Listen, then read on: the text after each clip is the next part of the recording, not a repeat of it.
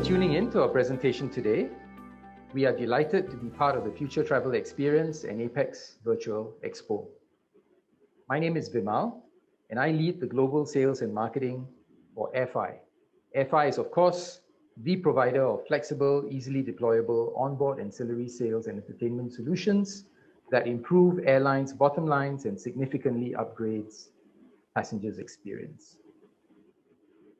Today, AirFi is really proud to be selected on this year's Transformation Honours List from the FTE Apex team. And we could not have done this without a brilliant partnership with Scoot, with whom we have worked hard to launch the groundbreaking new in-flight portal for passengers, otherwise known as Scoot Hub. So today, together with my co-presenter, Mr. Andrew Goh, we are going to share some of the learnings and best practices with you, with the industry, based on our experiences between AirFi and Scoot of launching Scoot Hub. A brief introduction to my co-presenter today, Mr. Andrew Goh, VP Cabin Services for Scoot here in Singapore. Andrew, could I please request you to give our viewers some background and some context to Scoot Hub? Thanks, Vimal.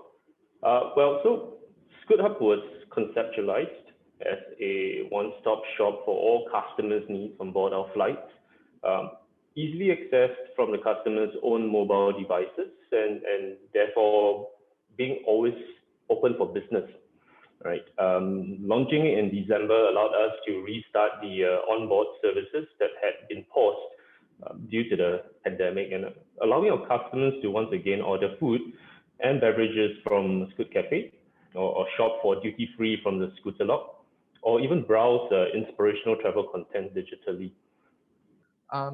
Could you give us a quick sort of indication as to what's coming up in the future, and how are things today with Scoot Hub? Because it was launched in December. So how are things today, and what's sort of coming up in the future, Andrew? So we are moving very quickly actually through the enhancements roadmap, of course, thanks to the working teams. But I guess beyond the capabilities of the solution itself, which are impressive, what's exciting to us at Scoot is how this enables us to actually redesign the entire customer experience and how we actually look to deliver value. One example of which is, instead of our cabin crew having to conduct the traditional meal cut service through the aisles, that time spent, that has been saved through the solutions enablement of customer self-service, crew service fulfillment, can now instead be spent on quality interactions when fulfilling a meal order, or more excitingly, utilized for the introduction of meals that have more complex preparation or heating requirements. Effectively, what you're doing is you're using technology to now free up some of the crew's time. And so while everybody talks about touchless service, you're actually moving towards a higher touch service, but without the physical touching there. So that's really fantastic, Andrew. That's great thinking. Thanks for the background and the updates. What I'd like to do now, Andrew, is to basically dig into the experiences of you and your team in launching Scoot Hub, and to talk about some of the lessons and learnings that we can share with everybody here who's tuning in. What prompted Scoot to actually look at what is effectively direct-to-passenger engagement using AirFi's wireless IFE system? What prompted you to do that? Well, I guess since our inception, right, we've always been looking at ways to improve our customers' experience. And over the years, I think what we have noticed is that customers increasingly use their own personal devices on board. Right, and that's definitely because mobile devices nowadays are packing the processing power that's equivalent to a personal computer, right? And that makes it really, really useful. And that led us to conceptualize, an in-flight portal as a means to provide rich content formats to customers that they interact on their own device, and thereby, being able to provide greater value. And also, I think that as a responsible corporate citizen, we also saw the in-flight portal as a means to drive gains in environmental sustainability. Something else that we see coming to the fore and increasingly being a factor in consumer choice. And the event of COVID-19 actually made everything even more compelling, right? I mean, given that the in-flight portal enables low touch or we like to call it also the quality touch self-service options, right, throughout the whole in-flight experience.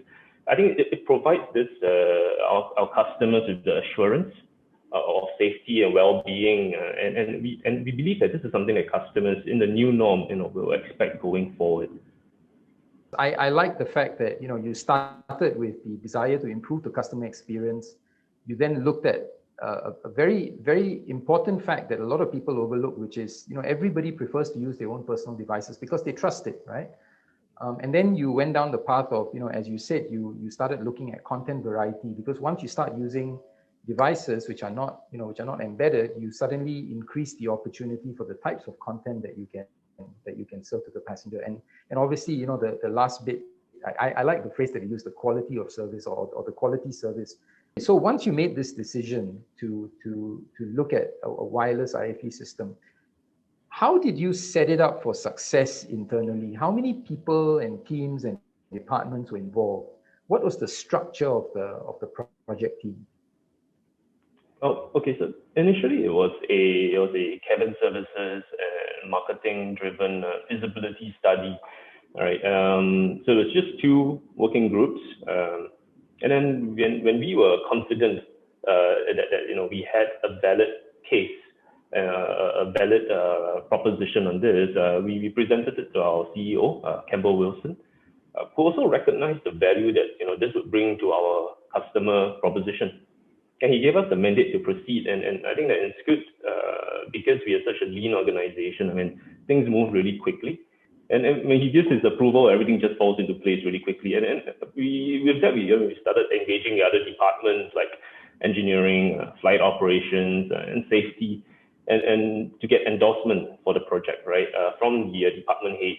And they were then able to commit the resources to see this to fruition. I suppose it also helps that you have the CEO's mandate and support. But I think this speaks very highly to the culture that you have in Scoot, which is that you're always innovating, you always want to be one step ahead. And once everyone is aligned under that sort of a vision or a mission, if you will, then things start to fall into place. Okay, so let's move on to talk about budgets then. How difficult or perhaps how easy was it to secure the necessary budget for this project, Andrew? Well, I think that we have been very cognizant of cost, being a low-cost carrier and keeping a tight rein on the budget from the start. But to that end, we too recognize that certain things do need investment. You do need a certain level of investment in order to reap rewards further down the line, and it's really assessing how viable of a business case this solution actually is, and how would it enable us in the next 3-5 years or so. So I mean, we've consistently invested in technology to achieve productivity gains and streamlining operations for efficiency, particularly in customer-facing service processes. And prior to the in-flight portal, I mean, we introduced Mavi, for example, and it was the first airline chatbot in Asia that allowed payment transactions, allowed customers to manage queries as well as flight bookings through chat as a channel. And I like to think that we were able to put forth a very compelling business case. But it also helped that Campbell recognized the value that this investment would bring in the longer term, right? Especially with the solution's ability to provide expanded advertising formats, real-time, geographically relevant, data-driven ads to our customers. I think that the value proposition was just too strong to pass up, and that really enabled us to push this through, and it was to set this whole thing in motion. I love that, because I didn't hear you use the word cost once, except in the beginning. And that's really important, because you're now reframing the proposition here, right? From something that costs you money to something that you're investing in for the future, particularly because you're investing it on behalf of the customer experience, right? So the productivity and efficiency gains that accrue from that investment become the focus, rather than the actual, the dollars and cents. And of course, nothing beats a compelling business case that way. So thanks for sharing that, Andrew. Let's move on to the customer experience. What was Scoot's planned outcome or set of outcomes for this project in terms of the customer experience that Scoot wanted to deliver? So did you have to rethink the customer experience, or were you guys designing a particular type of experience that you wanted to deliver? Of course, I think we started with the end in mind. What we wanted the entire Scoot customer experience to actually be like, right? And that's something that actually has gained a lot of traction throughout the entire organization, the entire customer life journey, whether it's prior to even going on the website to when you've taken a flight and you've arrived and you've collected your bags. The entire customer journey flow has been prioritized, and of course, individual departments do take ownership of the different segments as we move through the journey map. And I think that we see the in-flight portal as a means of revamping the entire in-flight service customer experience. It's actually a critical enabler of the vision that we have for the customer experience in flight. So whether it's through new features that add value to our proposition, or the convenience of being able to self-serve, right? Or even freeing up the crew to have more meaningful engagements with customers in a post-COVID world. I think we recognize the opportunity to make the in-flight experience more personable. That would then allow us to elevate our customer experience, right? And create more points of differentiation versus other low-cost carriers. And it was really designed around this, right? We saw that this is the space that we want to be in for the long haul, and we needed a solution that would be able to support that vision. At the end of the day, every customer, every passenger wants convenience. Somebody said to me the other day, you can never go wrong if you're investing in the customer, and if you're investing in something where you're trying to make the customer engagement more meaningful and valuable to the customer. So kudos to you guys for that. The next question I have is then, just to come in one level deeper now into specific features and services for the portal itself. What were some of the must-have features or applications that needed to be on the portal for Scoot as part of this solution overall? One of the features that really stood out to us was the solution's ability to replicate and deliver the entire in-flight experience through the personal mobile device. So I think, with the advent of COVID, we literally removed all physical paraphernalia from the cabin, right? And when we were ready to restart in-flight service, we didn't want to go back to the old days of in-flight menu card or a duty-free catalog or physical duty-free catalog. I think that we saw it as, this is an opportune moment to actually be able to restart with a full digital suite of services for the customers. Customers being able to access it on their personal mobile devices was just the icing on top of the cake for us. The other thing, I guess, was the ability to provide real-time geo-positioning. I think that meant that we could expand and target and push targeted advertising opportunities, and that also availed an alternative revenue stream for us, while at the same time providing relevant content to our customers. So we were quite excited about being able to fly over KL and then get a prompt or an offer for Sunway Lagoon, for example, or even at your destination. I think those things we felt were really next generation kind of targeted advertising, and it excited us because it's something that we are keen to explore in terms of revenue stream. I think closer to the operational side of things, I guess, is for our cabin crew, right?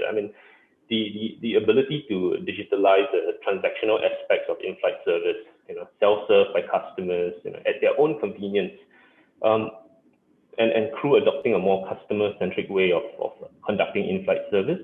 I think that was a really compelling use case for us also.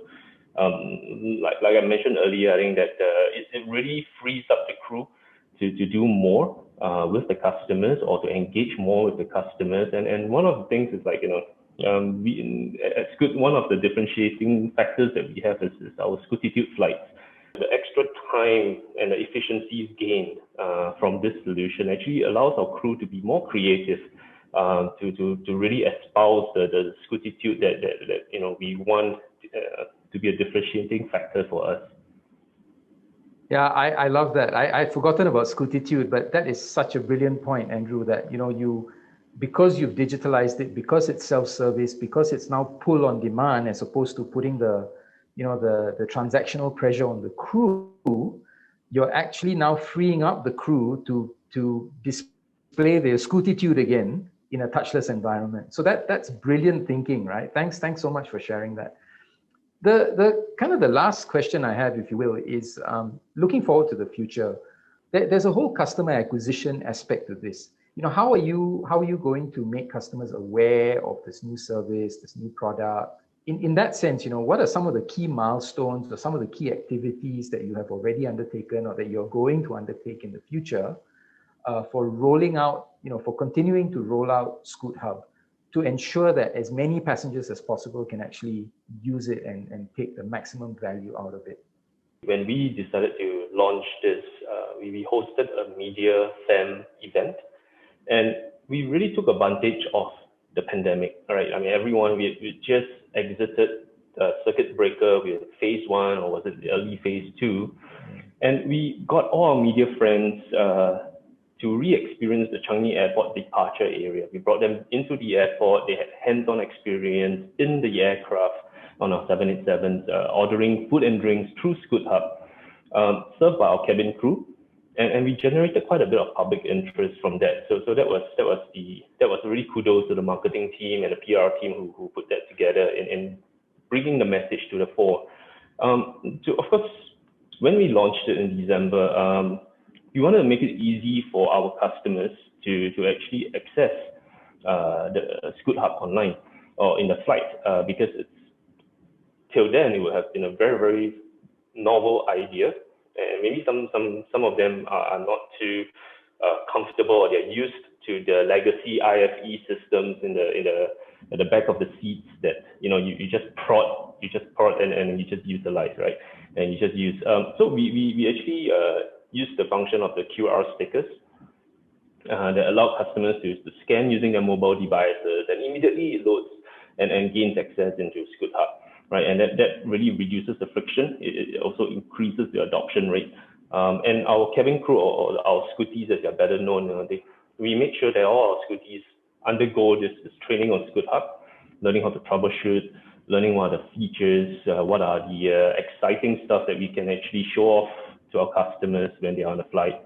And they serve as our ambassadors in flight, right? They publicize, they encourage customers to browse, to purchase from the in-flight menu selection, and again, explore the content that we have loaded, and also the games, right? I think that's something that was something literally a game changer for us, because we never offered that on flights at all previously. And of course, all these, we still need the ability to monitor the uptick, and it's through the monthly reports, we see that there has been a steady uptick in purchases made by the Scoot Hub amongst our customers. And we fully expect that to continue, right, as we introduce new features, but more critically as passenger travel picks up, we do see that the adoption rate will continue, and of course, more passengers or more customers will actually take to this as opposed to pre-COVID. So it sounds like you utilized almost all the available communication channels, including media, which was quite brilliant. I love the fact that you guys, have the QR codes stuck on the back of the seats, because it just, eases the adoption. So if somebody wants to do it, all they have to do is pick up the phone and scan the QR code, which is done from most cameras these days directly. So the convenience of it, it sounds like you have a plan in place for consciously tracking and actually aiming for higher levels of customer acquisition to your system. Kudos to you guys. Thanks, Andrew. Thank you very much. This was really, really enlightening. And I think whoever's been watching this, or whoever is going to watch this presentation, will have some really, really key takeaways Thank you very much, Andrew, for sharing this so openly, so willingly. And I wish you, your team, and Scoot all of the very best as travel recovers. And my last point, I can't wait to get on a Scoot flight again.